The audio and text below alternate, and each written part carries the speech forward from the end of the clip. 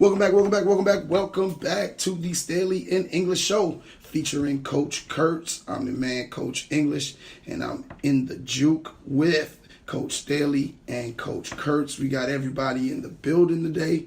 It has been a long, tough week, tiring, first week of the season, right after the Thanksgiving break. Josh, how was your week? It was a blessed week, man. Full swing in the season. We actually played our third and fourth games of the season this year. Real good competition. So the week was blessed, man. As always, God is good. How about you, Mike? Yeah, same. Good week as always. Like you said, it was a long week. It's always rough coming back after a break. But we just started testing our athletes in the vertical and broad jump. So that always brings some good energy. So good week as always. Yeah, and my apologies for my voice. I had 3 games this week, and I yell and scream apparently for the entire game. I blew a blood vessel in my eye against Sumter on Tuesday night. I think it's starting to heal, but my voice is still gone. Hopefully I get some rest after the show and be good to go on Tuesday. Today we're going to be debating the whether college athletes should be paid or not.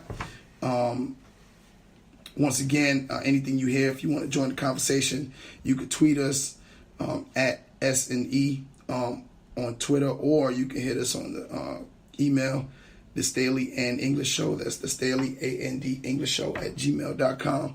Josh, we'll have Josh start us off. What are your feelings on the topic? We talking about it's been some major debates on whether college athletes should be paid or not.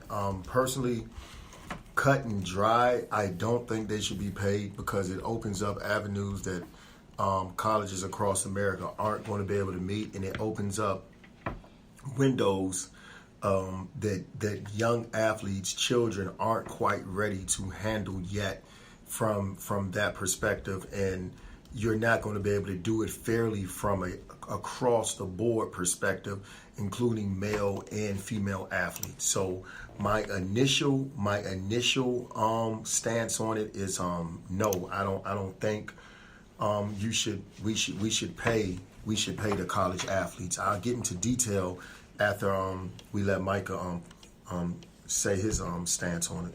Yeah. I know you got some numbers, Coach Staley. I got a little article that I looked up with some astonishing numbers as well. And my thoughts after looking at these numbers, and obviously we know how much athletics brings into these schools.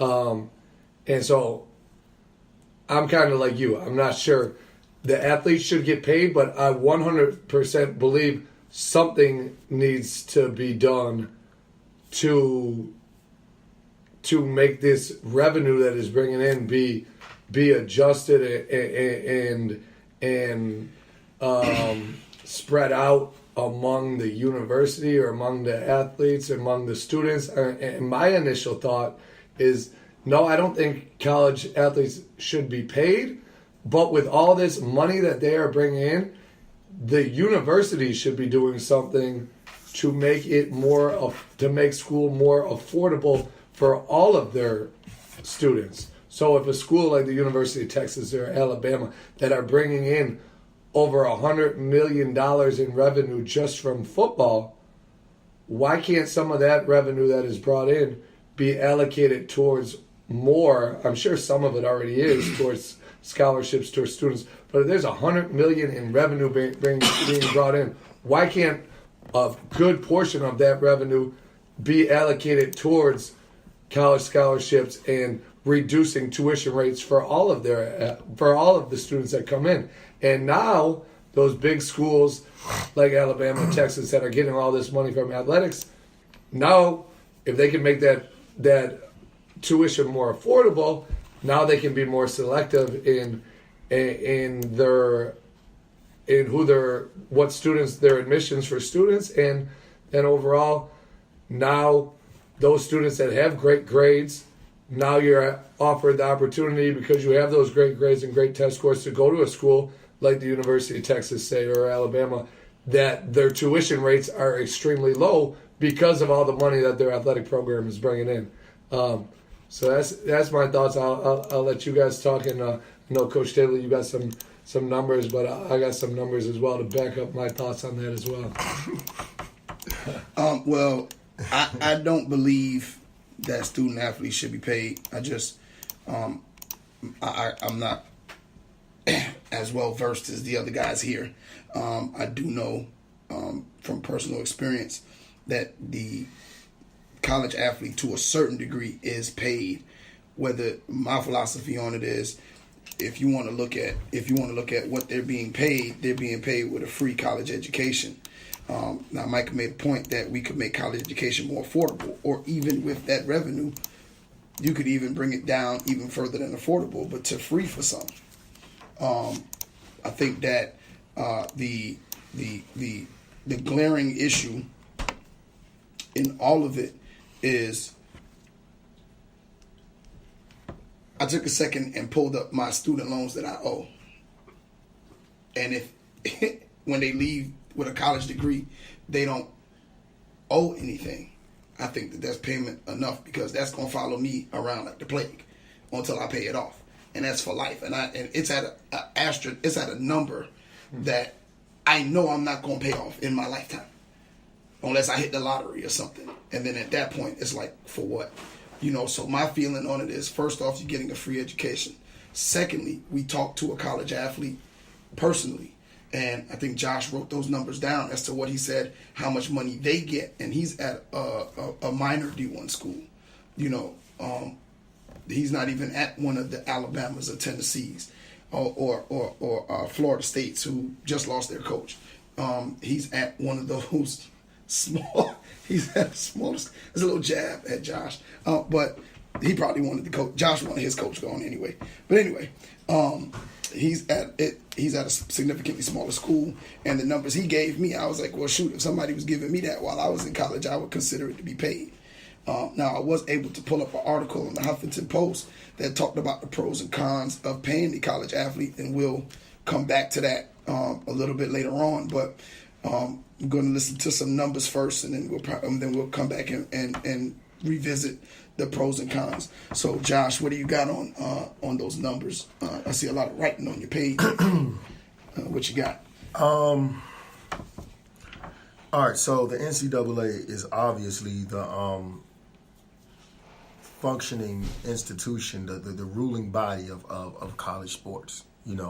At the Division I, Division II, Division III level, it's the ruling body, and the NCAA is the one that catches the bulk of the heat for college athletes not being paid and some of the other things going on, because they are, once again, the ruling body institution. They make the rules and create the enforce the rules and the discipline. But to talk about some of the numbers, why the people give the NCAA such problems, within the past 3 years, each year the NCAA gross right around $1 billion. Okay, right around $1 billion. Now you have to understand business, because people are like, okay, they get so much money, why can't the student athletes get paid? One, if you think about how many colleges there are in America, $1 billion isn't a whole lot of money. Okay, with the amount of student athletes that play sports. So the NCAA grosses about $1 billion. Out of that $1 billion, about half of it, a little bit more of half, is distributed to Division I schools. Okay, out of that $1 billion, about 80% of it comes from media rights, like playing on TV. So they make a large amount of money from TV, about 80% of it, and then the rest of it comes from the NCAA championships, ticket sales, and so forth. Now, that is a lot of money, but after over half of it, right, just over half is distributed to Division I schools, that leaves the NCAA with a little less than half to function as an institution, paying its workers, being able to do the various tasks with running that institution. Now, some people say get rid of the NCAA, and let the colleges run themselves. Well, that's easy to say until it's time to police and work within structure. Okay, I don't believe that college sports needs to turn into the Wild Wild West and everybody kind of do their own thing. We need structure. We need an umbrella to fall up under. We need the process of amendment. I do believe we do need the process of amendment because the NCAA isn't a perfect institution. But in the same breath, I think the NCAA has worked well for the most part as far as doing what its main purpose is, making sure student athletes have a governing, I won't say ruling, a governing body to work up under and what rules they need to follow. Now, some people say student athletes aren't paid. Well, within the last 2 to 3 years, maybe the last 4 to 5 years, a system called the cost of attendance for student athletes have passed. Okay, so student athletes at your major Division I schools get a check every month. Okay, it can range from anywhere from $500 to $800 to $900 if you're staying on campus. Sometimes it can go up to even $1,300 if you're staying off campus. Okay, so if you're staying on campus, let's just say you get the smallest amount at a Division I school, $500 a month. Okay, and you're staying on campus with a meal plan. That's not bad. With an unlimited meal plan. Right, with unlimited meals. That's not bad for a student athlete. And so let's say, well, what about my cell phone bill? Most cell phone bills aren't going to be over $500. And then if you're playing that sport, that leaves you a little bit money to buy some clothes and some of the things that you like, okay? That's not including the refund check most athletes at Division I schools get every month also. Now, again, some people are going to say, well, I don't get a refund check. A lot of that has, and I'm going to get into this later, a lot of it has to do with equity because every school doesn't have the funds, like Coach Kurtz said, of a Texas and an Alabama. Okay, but Texas and Alabama can give you your cost of attendance check every month, and you can wind up still getting a refund check. That's not including the per diem you get on the road when you travel.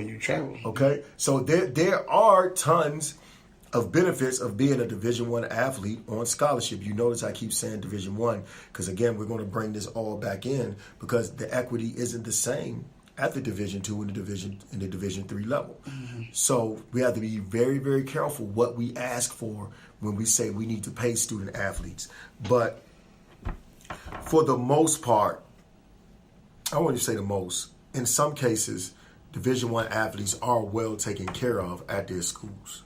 I'm kind of stop right there on that before I get into some other stuff. What you got, Coach? Yeah. I mean, I think there's definitely, and you'll use my word, Coach Staley spoke very eloquently. Thank you. It's definitely, to be a Division I athlete on scholarship, you have great benefits. You have great perks. Everybody would, I mean, if you had the choice to be a Division I athlete on scholarship or a student that's paying full tuition, obviously they have the athletes on scholarship, they have it good. Could they have it better? Possibly. But here's my thought. So I got an article from Business Insider, and they analyzed the revenue split from comparing the NFL's revenue split versus if college programs did the same revenue split. And so with the NFL's most recent collective bargaining agreement, the players receive a minimum of 47% of all revenue brought in. So if each school's revenue was split between the school and the athletes, with the players' share divided evenly among the 85 scholarships, like I mentioned, Alabama, Texas, the average annual revenue over the past 3 years at Texas, what do you think the average annual revenue from the football program was? I would average annual revenue. I would take a wild guess and say $500 million. That's a high number. That's good.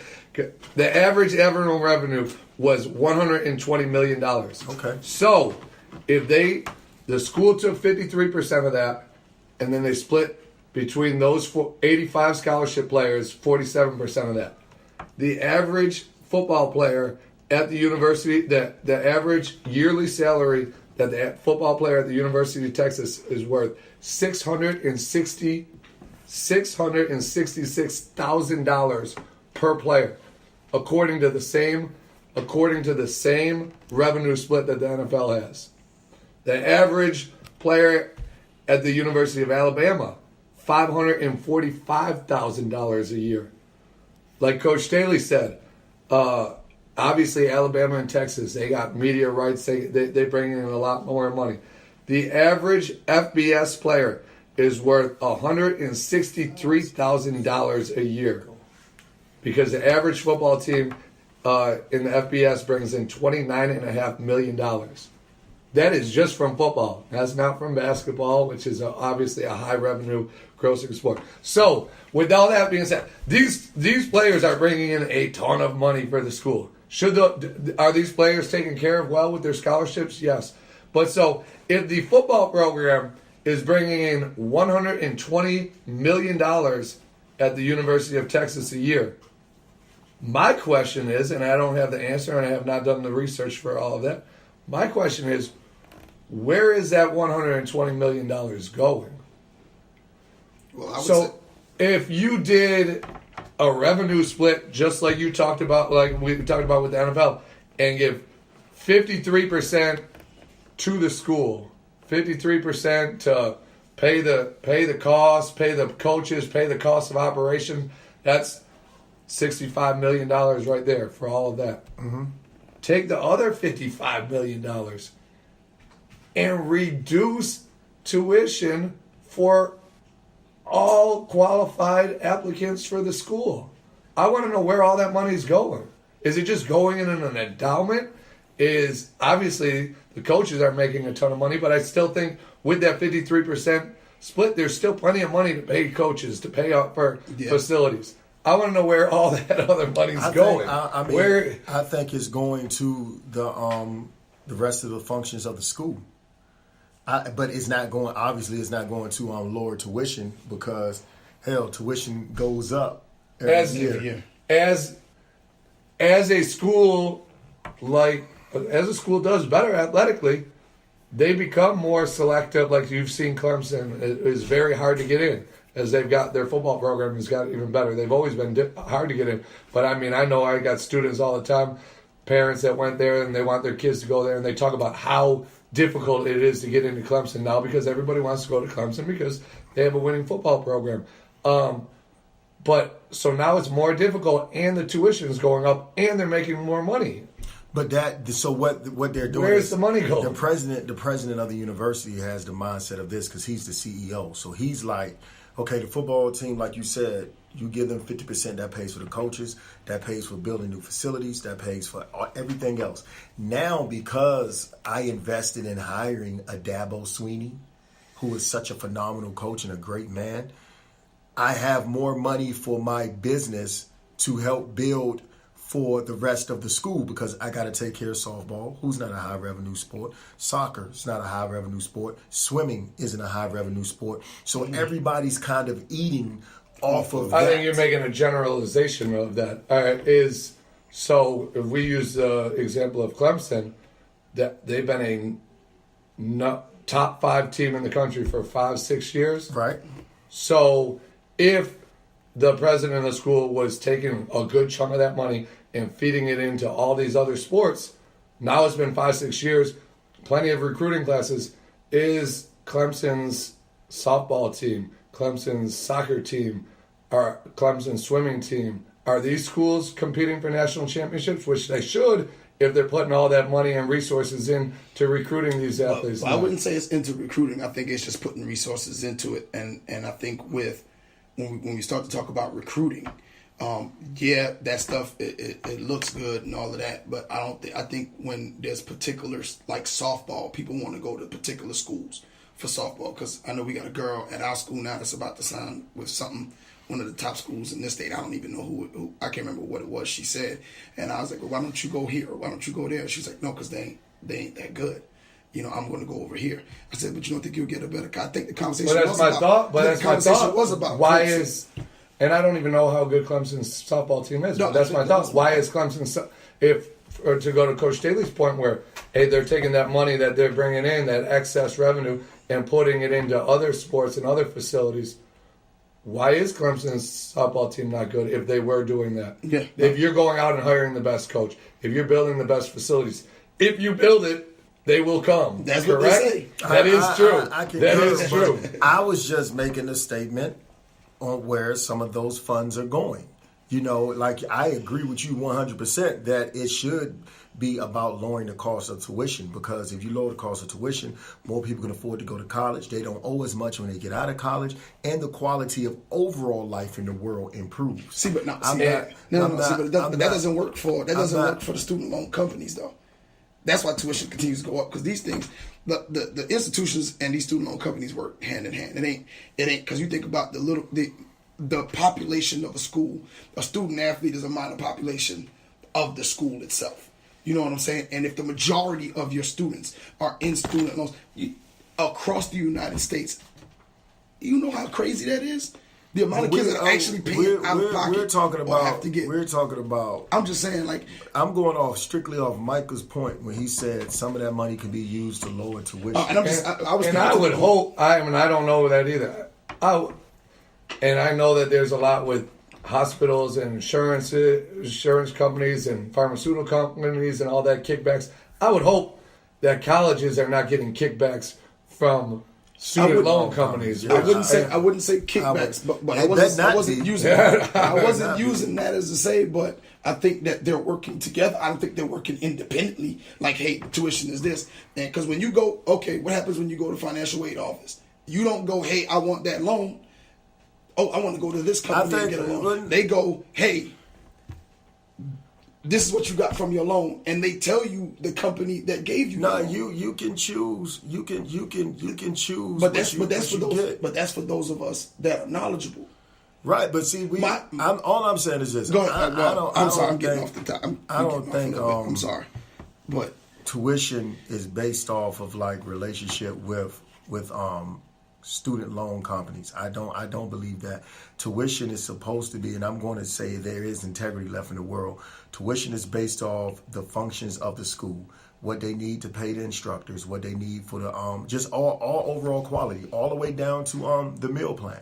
Okay, I think that. But what we're trying to get an understanding is we're talking about paying student athletes. Like Coach Kurtz said, where does that excess money go? Okay, well, there's two sides to having excess money, a surplus in cash. There's two sides to that. One, if you're running a business, you don't exhaust all of your funds every fiscal year. You got to leave something behind. And then two, we got this thing called in the college arena, which is strictly talking about college. There's this legal term called Title IX.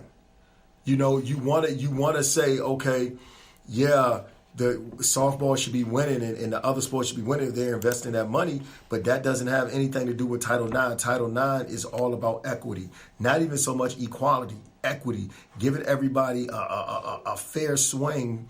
Females a swing in the female sports a fair swing at making sure they have the same opportunities to be successful that the other sports do. Now, based off whether those sports are successful or not, that does come down to your hiring. That does come down to the athletic director and administration putting the right people in position to be successful. But at the collegiate level, it is so difficult, especially at the division. Well, hell, just at the collegiate level, period. It ain't a D1, D2 thing. It is so difficult to win games and be successful that you have to. It comes down to a lot of people in administration would much rather make sure they are abiding by the law than worrying about wins and losses. Okay, so that's where I think a lot of that excess money comes from strictly football. And Micah, you're right. It's even more excess because we haven't even talked about the basketball cash of a Duke or Kentucky that's in the Sweet 16 and Elite 8, not to mention the Final Four, 3 out of every 5 years. Okay, so it's even more money in that. But Kentucky plays football, even though they're not that good at football. They're in the SEC and they're getting a share of that SEC cable contract, media contract. And I saw what JJ Redick was like talking about the numbers from the Final Four. And he says, and all of those players should be paid. Now, again, I have layers of why I feel student athletes it's just not a good idea to pay them.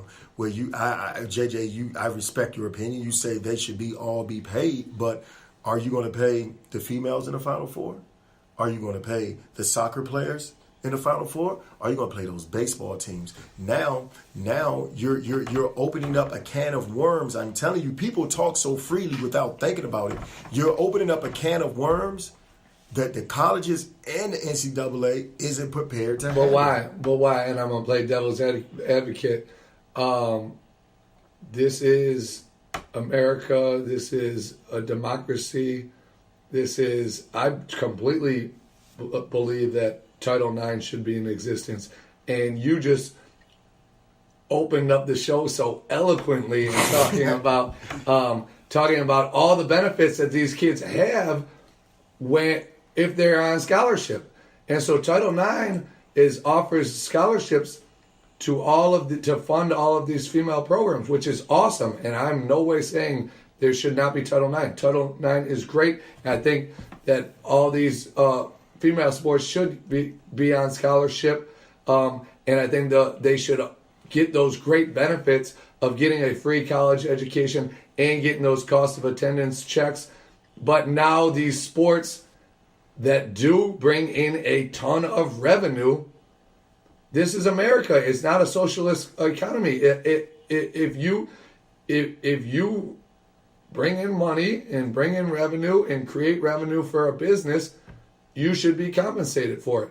So I don't see why it should be, Duke's basketball team, they bring in, say, $100 million for the school, and Duke's women's basketball team say they bring in $10 million for the school.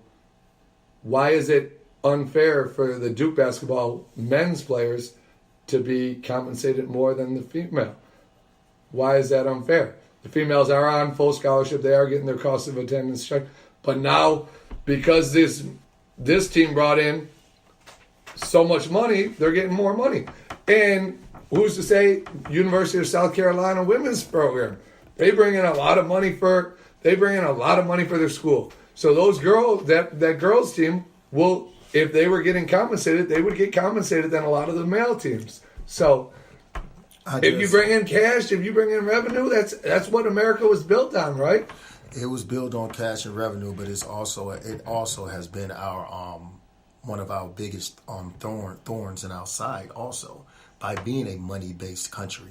Remember, this country was not built off of the place and the thought of the woman either. So that's why that Title IX is so heavy. And those roots have yet to completely have been uprooted out of America. So that's why Title IX is so imperative. And I want to make a point. I'm not saying Title IX should not be in existence. Title IX 100% should be. By far. But I'm talking about if we're compensating athletes according to how much money they bring in to the school. Well, the key adjective that we keep forgetting is that they are student athletes. They haven't quite hit that cusp of professionalism. For instance, NBA players get paid way more cash than WNBA players. It's not even close.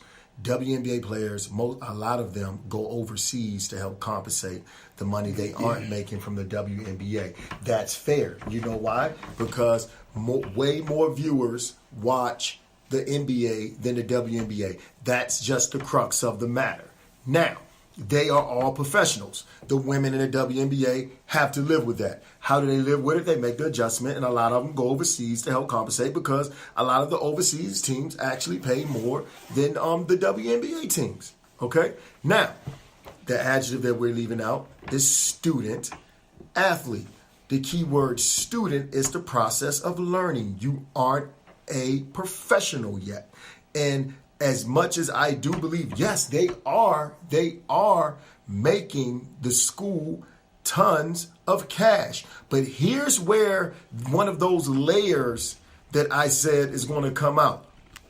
Because America is based on the dream and chasing the fiscal value of life, We get away from the things that are important, that pushes you towards success in everything you do, which is the opportunity to learn, which is the opportunity to develop intellect, which is the opportunity to actually learn to care about how someone else feels. So you learn these things as a student athlete, and you don't devalue the value of a free education. And that's what this thing has turned into. They're devaluing the value of a free education, the process of learning, the process of creating equity and within the quality of life across all social makeups, all social economics, all races, and they're turning into to distract. I believe it's a distraction more of a process of doing what's best for student athletes. I believe it's a distraction because if I can get someone to be like, hey, focus on getting paid in college instead of taking advantage of the free education you're getting, they aren't there for the right reasons. And I agree with you. And I was playing devil's advocate about how much money these programs are bringing in. But I still think there is something wrong with the system where if you're bringing in that much money for the school, and you made some points, and obviously neither of us have concrete evidence on where all that money is going. Mm-hmm. But I think schools that are bringing in this type of money, like Alabama, Texas, Duke, that there is money, plenty of money that is brought in, that is in excess, that could be going to reducing tuition rates, eliminating financial aid in these big schools. And that these schools can then reduce tuition rates to an extremely low level. And now those things like you talked about, Coach Staley, the value of education, the value of hard work, the value of being a great person, being a great student. Now these people that do great in high school, that are great people, that a school can look at and say, this is somebody that we want to go to school here, somebody that we want to be an alumni here, somebody that's going to graduate from here and be a great member of society and be a great person and be a great ambassador for our university.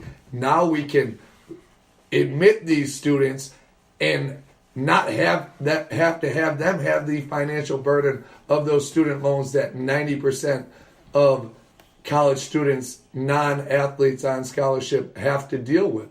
Now these schools can say, hey, our tuition is, our admissions is extremely selective, but our tuition is extremely low because of all the money that our athletic programs are bringing in. And I mean, I think obviously there's millions of logistics that would need to go into this, and I'm not versed on everything where that money is going, but I think that is what should be the American dream. I think using that money that these schools bring in to be able to offer opportunities for those that cannot afford it. Yeah, millions of logistics goes into it, and it's probably not a one podcast conversation. It would probably take tons and months of research to show why things should be a certain way, and you will basically have to do a dissertation that doctors have to do to prove your point, because it takes so much research to go with it. But I do agree. I know you're playing devil's advocate, but I completely agree. Use some of that funds to lower tuition, because if we really care about the quality of life in America, you give people more opportunities. Like you hear people say, I don't want to use my tax dollars to help somebody out that refuses to work because they're too lazy. Guess what? I agree with that, but the way you fix that is early. It's too late if you're trying to fix adults that are doing that. It's too late.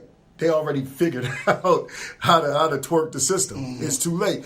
But we can get that 12 and 13 and 14 and 16 and 17-year-old person. Most people that struggle with being successful never knew how it felt to be successful.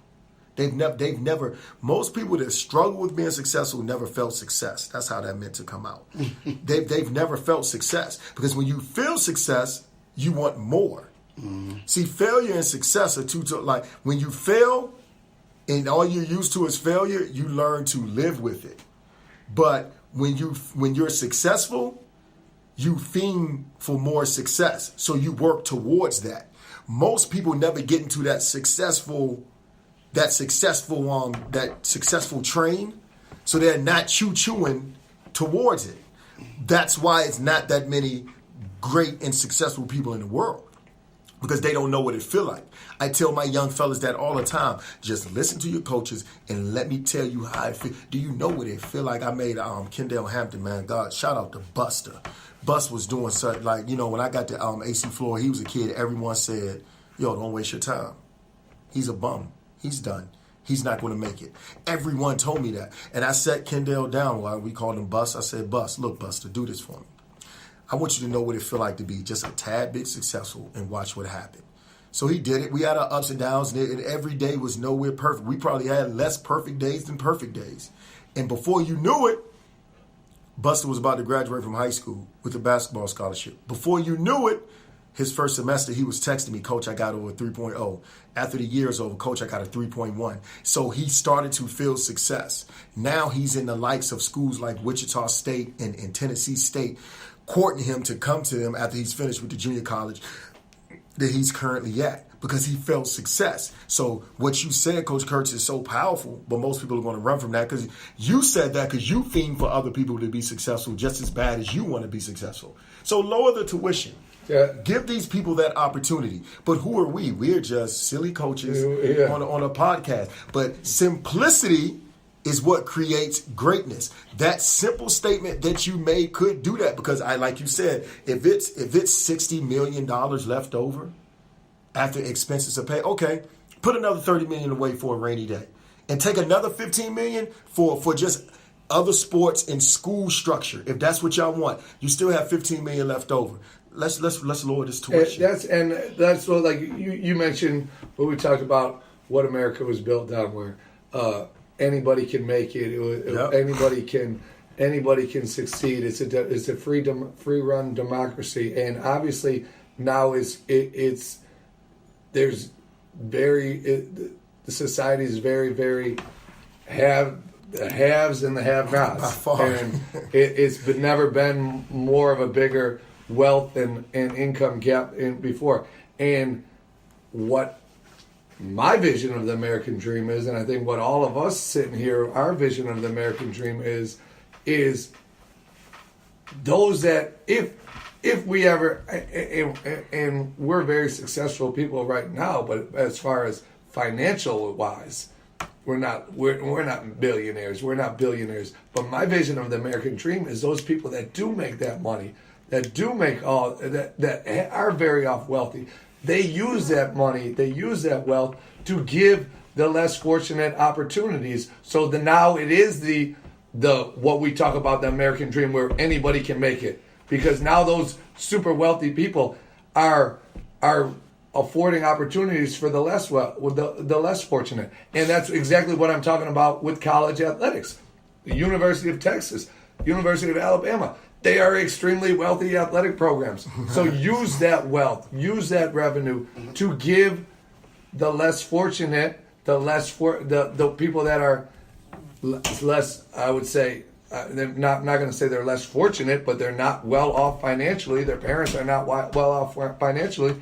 Those that are very gifted academically, very gifted with other talents, give them the opportunity to go to that school for very low tuition. And so, I mean, that's what I think that the American dream should be. Those that are well off should use that so that they can use that wealth to give those that do not have those opportunities. Right, and I agree. I think we can come to we can all concur at this table that we don't feel that it should be like a process of paying student athletes. I do completely agree with the cost of attendance check. I think that's huge, the refund checks.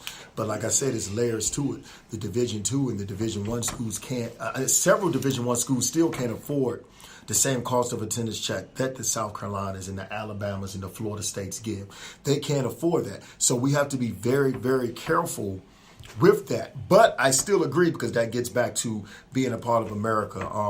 There are things you could do to increase your revenue at your school so you can meet the needs of at least of a cost of attendance. You see what I'm saying? But I don't think children are ready to say, well, I'm going to this college to be paid, because they aren't quite mature enough, because they still struggle with it in the NFL and the NBA, because it's a linebacker looking like how the flip is. I'm the quarterback of the defense. How the quarterback of the offense salary triples mine.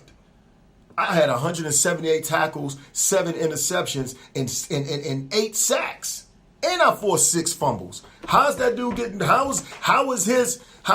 Yeah, he threw 31 touchdowns, but 17 of those 31s because I helped cause turnovers. So that's adults struggling with that, holdouts and all of that. Well, children aren't ready for that. But let me ask you, okay, saying should we pay the student athletes? Okay, we're paying them to do what with the money, though? Right. It's just because I'm watching. I'm on this. The money. I'm on this Huffington Post, the pros and cons, and one of them is financial irresponsibility, and where they quote Colin Cowherd. He says, "I don't think paying all college athletes is great. Not every college is loaded, and most 19-year-olds are going to spend it. And let's be honest, they're going to spend it on weed and kicks." Now, of course, he probably said it in a jokingly manner, but when I think to some of the college, people that are close to me, college kids, athletes that are close to me, and I go, "What happened with your they're going to buy your check?" I bought this outfit and these shoes. They're going to buy nice shoes. So you need money. You need me to send you money because you spent. But let's be realistic. Let's be realistic. Yeah, are 18, 19-year-old kids going to do that? Yeah. But how many 35, 40-year-old adults are still doing that? So you can't just say, I don't believe in that generalization, there's still a lot of adults that place but to me, I think value on stuff. They're wasting cash. Wasting cash. But I just so you feel can't just say, you don't pay a kid because they don't. If they're bringing in that revenue, they deserve it. It depends on. You can't just say. I just don't think. It's not every single kid. Say there's I out of 10 like kids that smoking weed part. That's Colin Cowherd. I'm not a huge fan. That's baloney. There's 10. So say there's 10 kids. 5 of them probably are gonna just blow their money on stuff. There's also mature kids that are gonna understand how to save their money and how to invest their money. Not every kid, just because they're 18 years old, doesn't understand the value of investing. Let's not generalize kids in that way. But for me, I didn't come up with anybody teaching me any kind of financial responsibility. And a lot of the 35 and older people that we're talking about that blow their money, they weren't taught how to be financially responsible. That's why right now I'm going out of my way to teach that to my children. That's why I go out of my way to teach it to Chris, how to be financially responsible with your money. The fact of the matter is there's not a lot of kids out there who are taught how to be financially responsible. And if we're talking about giving them what they're worth, I think the majority of the kids are going to be irresponsible. Then I'm not saying all. I'm just saying I feel like the majority of them, because a lot of us are not taught. And that's for me coming from a place where I was not. And there's a good portion of student athletes who are coming from homes of poverty and but stuff. Here's my point. I'm sorry, I mean to cut you off. Here's my point. Like a lot of youngins, like what you're doing right now is limiting those kids that came from those backgrounds. If we're going to say, saying paying those kids. I don't agree with paying them. But if you want to open that window, like he said, they're going to waste the cash. Well, okay, he's not you, but Colin said they're going to waste the cash in the article. You can't limit them with that generalization, because for the people that are saying we want to pay them, okay, now you're going to have to create avenues of educating them on what to do with that cash instead of just saying, okay, pay them. Okay, show them what to do with it. I do think if it ever happens, it needs to be a mandatory saving and investment percentage of each one of the checks they get. I think that should go with their cost of attendance check.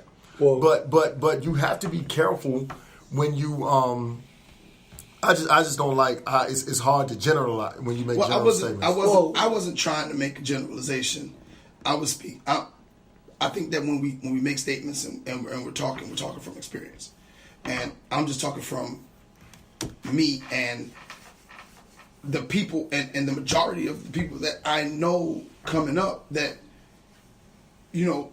blew money and stuff like that because they didn't know how to be financially responsible until they got older in life and post 40, where they actually go, okay, well now I got to build the savings now I have to do this, now I have to do that.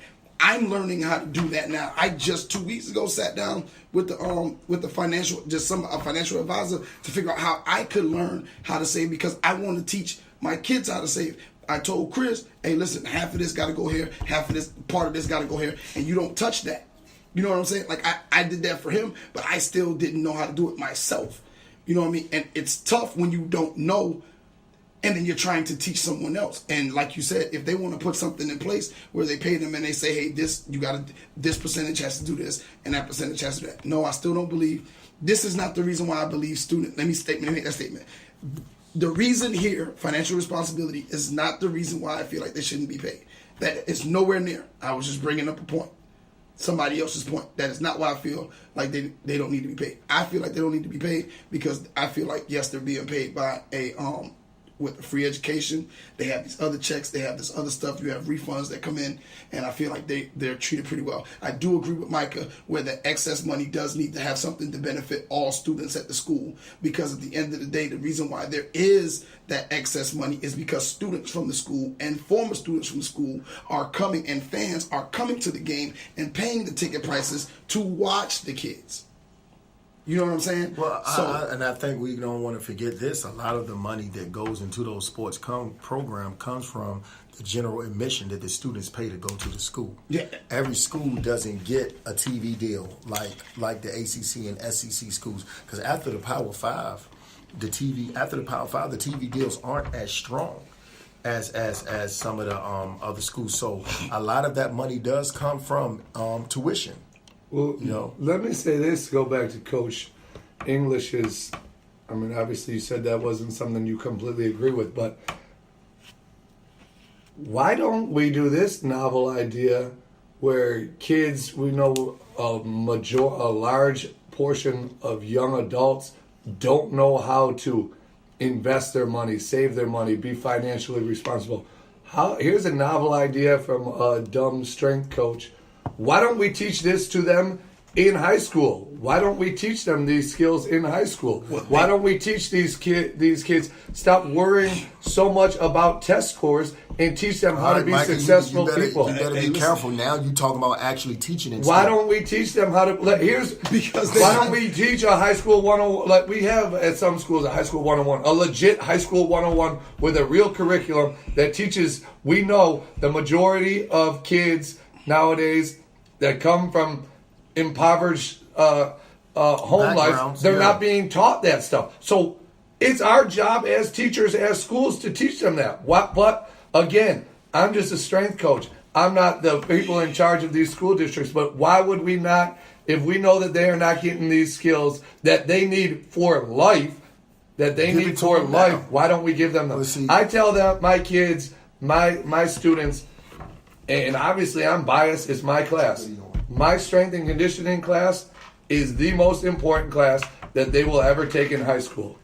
My class is the most important class they will ever take in high school. Not only will it teach them how to be physically fit and be healthy for life, which in turn, they'll have more energy, they'll get sick less, so they'll be able to go out and hold a job and not lose jobs because they're always sick.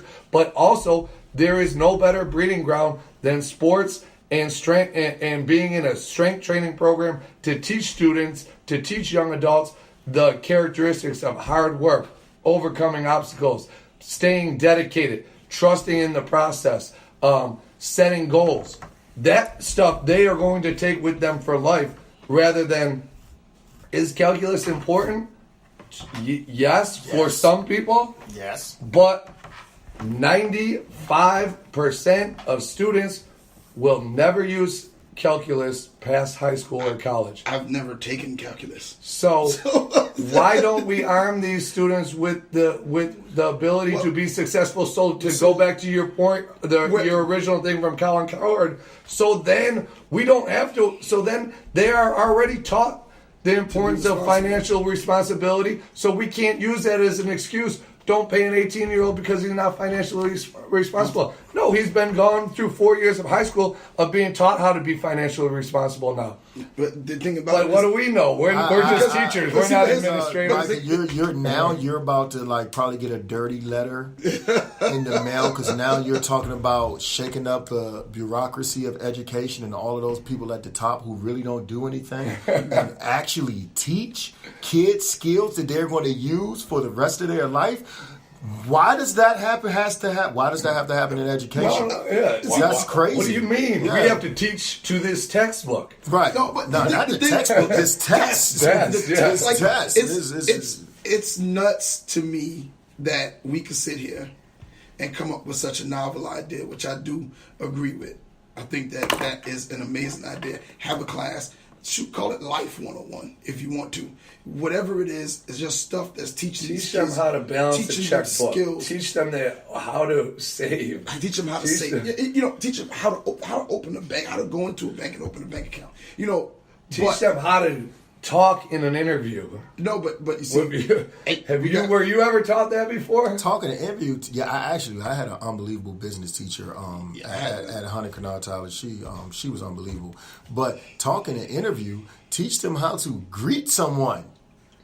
When you walk in the room, speak like it's so many, but like it's so many little skills. I think schools struggle because and there's so many great teachers out there that are doing these things, but they're doing them as like morning clubs and stuff like that because the higher ups in the school district don't place any importance on that. Oh, if you get a visit, the importance is test scores. If you get a visit from your administrator, and your let's say not teaching the standards. Yeah, not teaching the standard. Well, make sure you have your standards posted. No. But here's the thing: if you're teaching something that you can't have a standard that fits your particular curriculum.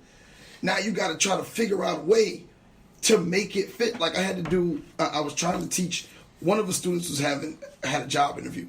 Elma, he had a job interview a couple weeks ago. So I tried to figure out a way to fit interview skills into the curriculum because I felt it was something that everybody would need because he's a 10th grade kid. And I was like, well, shoot, probably something all 10th graders need because I'm coming from teaching 9th graders. Well, let's go ahead because a lot of them are starting to get out there and get jobs. I went to do it, and although I got some very cool administrators, one of them kidding me, hey, yo, you go with me, but this person, you got to make sure that you will find a better way to tie it into what you got going on. I was like, all right, I appreciate it. You know what I'm saying? Why did that even have to be a conversation when it was a life skill I was trying to teach? Yeah. You know what I'm saying? And that's not nothing against him because I love some of my administrators cool as crap. Like I love them to death, and especially my principal. I love Dr. Burry, but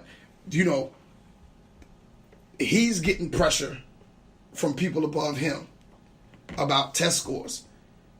Test scores. If I take another, now they've been every faculty meeting or professional work day, we got some new strategy that they want us to learn to help teach to the test.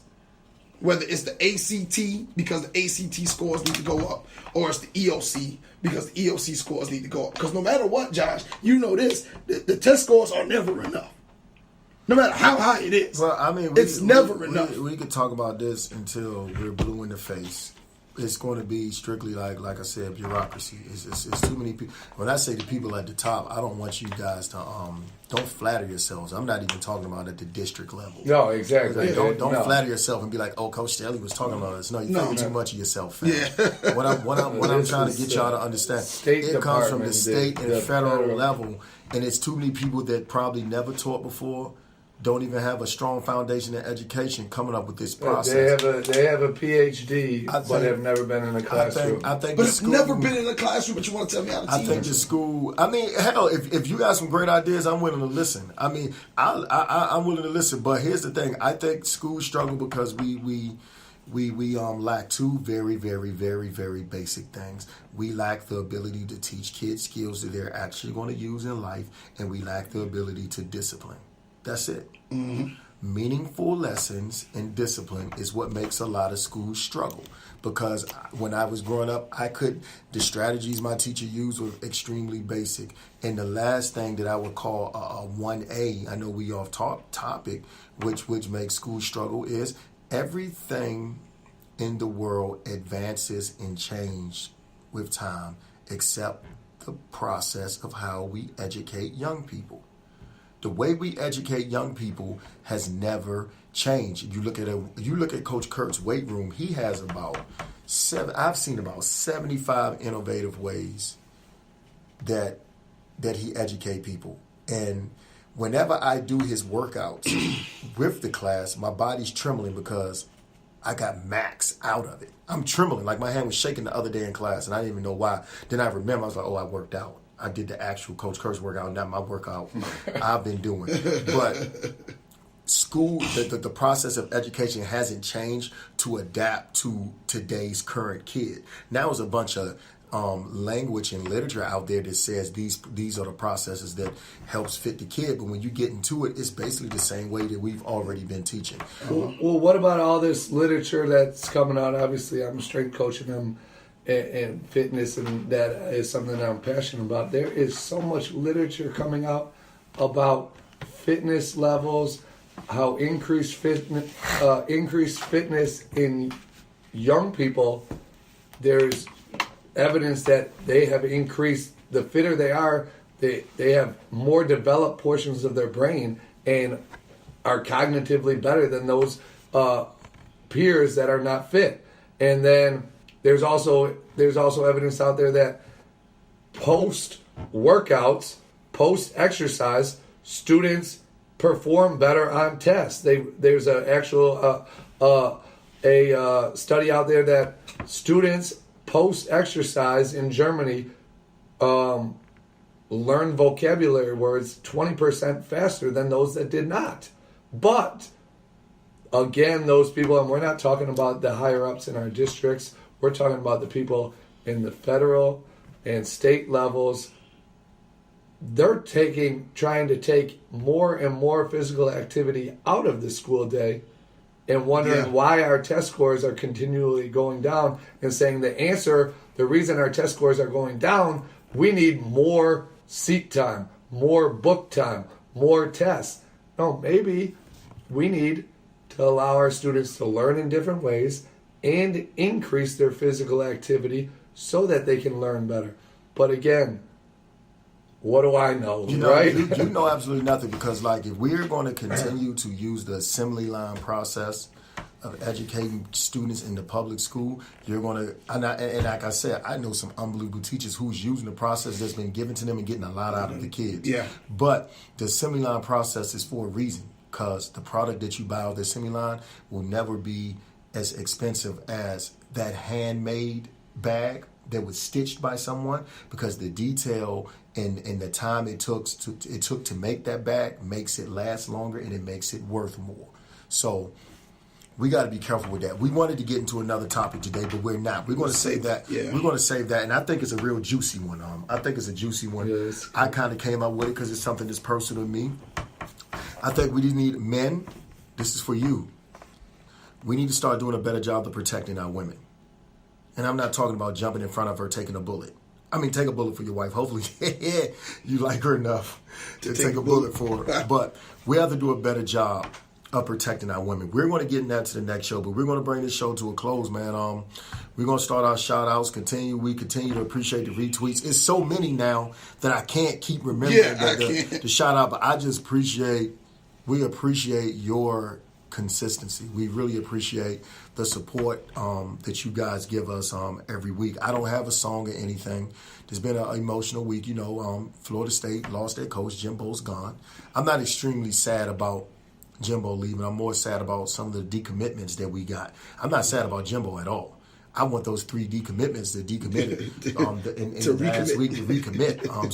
So hurry up and hire someone. Jimbo, you did a great job. We appreciate you. We're not going to overlook what you did. The coaches that they got on their prospect list, I'm sure those decommits will quickly recommit when they get those guys. Please come back, man. We want you guys back, and I hope you guys have a blessed week. Enjoy your weekend. And well, obviously, it's been an awesome podcast, awesome discussion, and we didn't even get into what I think is a complete travesty as well, is that high school basketball players are required to go to at least 1 year of college or go overseas, or can't go immediately to the pros. That should not. This is supposed to be America, where everybody can make it. If you are, I don't care if you're 18 or 25. If you are the number one basketball recruit in the world, why do you have to go to college? Michael Porter Jr. possibly was, if he went to the draft this year, there's a good chance he would have been top 3 pick. By far. By far. By far. And now, because of these rules, he had to go to college. He has a back injury, which is, if you never know how you're going to recover from a back injury. He's going to have to go through many, many, many physicals and poked and prodded by all these teams next year. And they're going to have to take a chance and hope that he returns to the Michael Porter Jr. that he was. I'm willing to bet, and I hope this is not true, because I saw him play last year and he is phenomenal. But I'm willing to bet that I think there's a very, very good chance that he is not a top 3 pick next year because of this, because of the rule that he had to go to college. Yeah, I think we can kind of add that into the next show also. I mean, he potentially lost tens of millions of dollars. Tons. For what? Because Colin Cowherd wants to say, well, he shouldn't be able to go pro at 18 because he won't be financially responsible. Let's be realistic. If you can go make millions, why go to college? Yeah. Like, that's why you go to college. Like Coach Staley said, there's a lot of life skills lessons you can learn in college. But the number one reason you go get a college degree is so that you can get a good job and support yourself and your family. Yep. Michael Porter Jr. could have set his family up for life by being drafted in June of last year. But instead he had to go to college, and now he's hurt. And prayers out to him that he comes back and is the player he is. Definitely, because he's everything that I've watched on him. Obviously, I saw him in person. Seems like an unbelievable kid, and he's obviously an unbelievable basketball player. And Marvin Bagley, keep balling. My gosh, son, he is unbelievably good. Monster. He is monster. He is like Kevin Garnett squared. Yeah, I said it. At me. The boy's already better than Kevin Garnett and Derek Coleman combined in one. Combined. And he plays more defense than Derek Coleman already. Yeah. He's a grown man like Derek Coleman. Gosh. He's barely 18. He graduated a year early. He should still be in high school right now.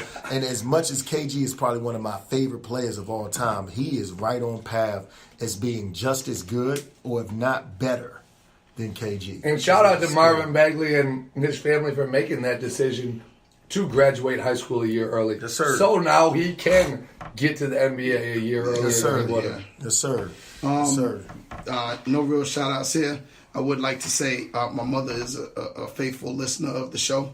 I don't know if I brought that up before. And she says to Coach Staley that there is a difference between dressing and stuffing. Don't bring your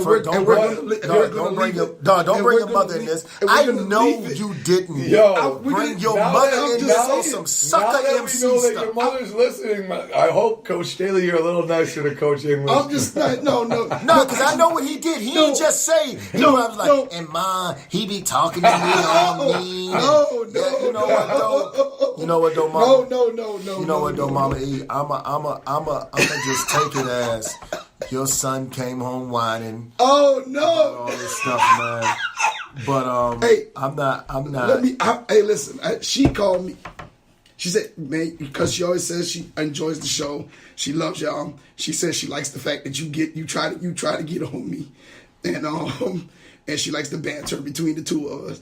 And she said, please tell her exact word. Please tell Mr. Staley that there is a difference between stuffing and dressing. Now, we'll leave it there. I ain't got nothing else to say. I don't argue with mamas. I don't argue with mamas. But, I ain't got nothing else to say. She said it, it's done. Join the conversation. Email us at the Staley and English Show. That's the Staley AND English Show at gmail.com. Add us on Twitter at the S&E Show.